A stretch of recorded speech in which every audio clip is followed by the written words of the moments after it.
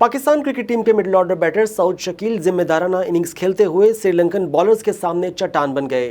Tell Anders के साथ खेलते हुए अपने करियर की पहली डबल सेंचुरी मुकम्मल करते हुए श्रीलंका में तारीख रकम कर दी।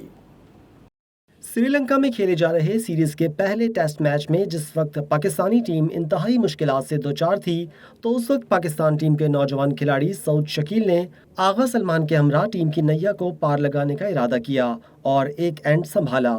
और जब आगा सलमान स्टंप आउट हुए तो यूं लगा जैसे पाकिस्तानी बैटिंग लाइन जल्द सिमट जाएगी।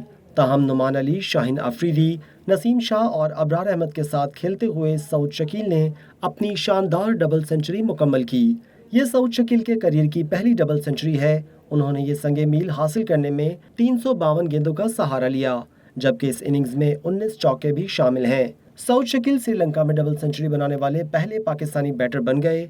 मिडिल ऑर्डर बैटर ने छठे टेस्ट मैच की 11वीं इनिंग्स में डबल सेंचुरी बनाई।